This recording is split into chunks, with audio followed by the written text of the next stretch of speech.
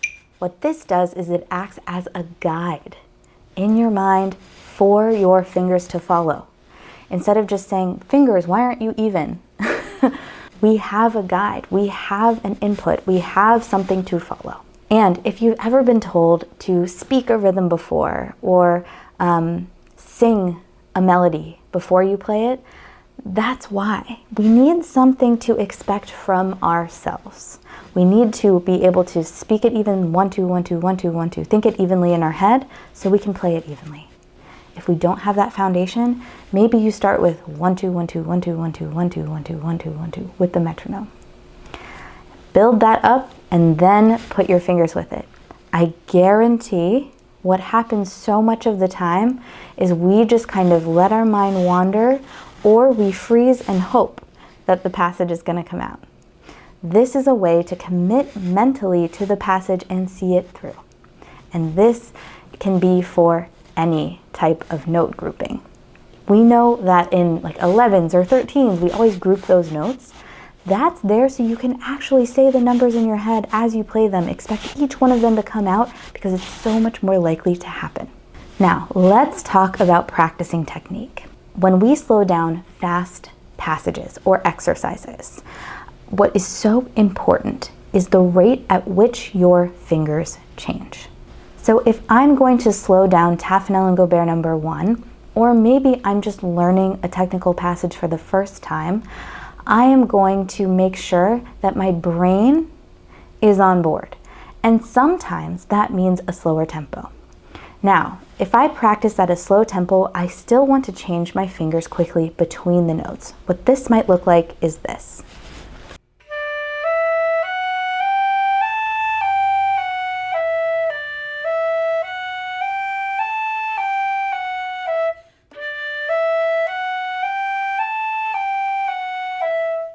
So as you can see, I'm changing my fingers quickly between the notes. If I were to play this tempo lyrically, it would sound a bit different because I'm using my fingers in a different way.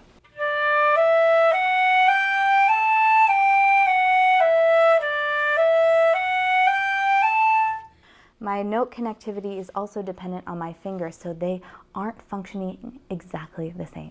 So when you slow down these technical passages that you know are going to be fast, make sure that you are changing your fingers quickly. Otherwise, we are not practicing as optimally. It's going to be so much easier to speed that up after you practice those quick finger changes at a slow tempo. Another thing I want to talk about is sort of this barrier where we hit in any tempo. Let's take Taffanel and Gobert for example. If I'm playing, let's take number 2, just for the fun of it, to switch it up. If I'm playing that at 60 beats per minute, it is going to feel drastically different than me playing it at 144 beats per minute. So let's try that, and I'll tell you why in a second.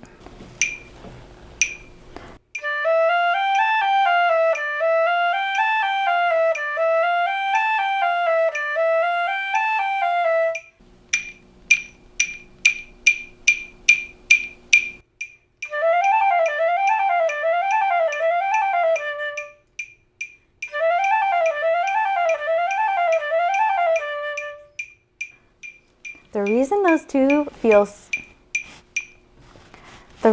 two feel so different is because one, I kind of get to stop on every note in the slower version, but in the faster version, it's one fluid motion from note to note. So that might be the difference between this, if you do this along with me, and this. Those feel different in the hand to do.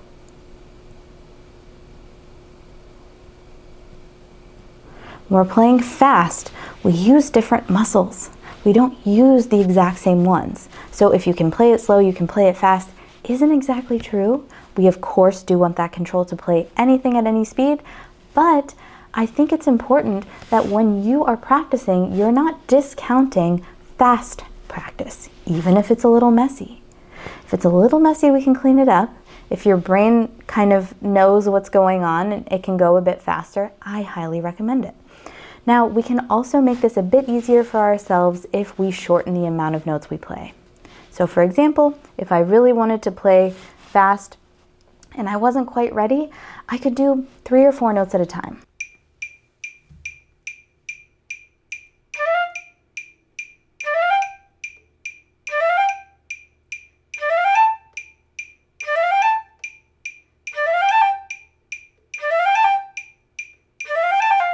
And I could add on. There's a lot of different ways to practice these things, but I think it's important to remember that it will not feel the same slow as it does fast. Now, I think that slowing things down and working them up is a great way to do things. I also think that there is value in shortening passages and playing them quickly. I recommend doing both. I recommend all kinds of practice, slow practice, fast practice, everything in between, because you never know what it's going to take to learn something. We are not entitled to a result just because someone said slow practice is the way to go. That might not just get you there. You might also have to try 20 different ways of getting the passage until you do. So patience is key when learning any sort of technical passage, but hopefully these few tools gave you a little bit of insight on how you might approach your next technical exercise. Now I'm going to give you a checklist of things to think about as you go through your technical exercises. First one is your body position. If your body is not set up in a conducive way of playing the flute, if your air is not flowing, that is kind of number one to check. And honestly, it is our fundamental of fundamentals is our body. So always be super aware of your physicality. Second thing, a little bit more specific with the physicality, is your hand position. Does your flute feel really balanced? Then, is your air supporting all of the phrasing that you're doing within this technical passage? It could be Taffanel and Gobert. We could be 1, 2, 3, 4, 1, 2, 3, 4, 1, 2, 3, 4, 1, 2, 3, 4, 1, 2, 3, 4, 1. We do a little crescendo every 4 notes to that next 4 grouping, right? So instead of just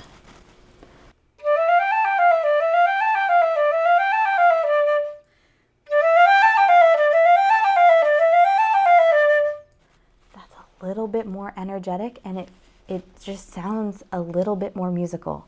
Feel free to add that in too. We want to make sure our air is active and supporting our technique. Do you have an aural expectation? Are you numbering the notes? Are you still with us? Are you still present, or are you thinking about something else? It's very easy to get mentally lost in technical exercises. A lot of concentration is just a practice of coming back. It's going to happen in performance. It's going to happen in practice. You will get distracted. It's a practice of coming back. Then, are your fingers soft and close to the keys? Are they moving from a place a bit further back than your fingertips? And are they soft? Making sure that our technique is soft so that we're not doing that. Although I could probably do some cool ASMR with it. I have this checklist and so many more things in the back of my ebook on technique, so if you're interested in that, you can check that out in the description. Let me know if you have any other questions, any other topics you'd like to cover in this Flute Fundamentals series. I hope you're enjoying it so far. It's one of my favorite things to talk about, are these fundamental principles of things that kind of just need to be aligned within your body in order to play the flute well. I'm really into tangible things to hang on to, because when you're on a stage, you don't want to be thinking about concepts in a very elusive and unclear way. We want to make sure that we feel solid and grounded so that we can reach for the physicality we know we need in order to play whatever we want to on stage. I also have a few openings in my online studio in case you are interested in private lessons. I'll have a link to inquire about that below as well. Now, if you haven't checked out my episode on the garden hose analogy, it's one of my favorite concepts, and it will really clarify why your third octave feels really out of control and loud, and why you can't seem to get those low notes out. Check that out here, and I will see you next time.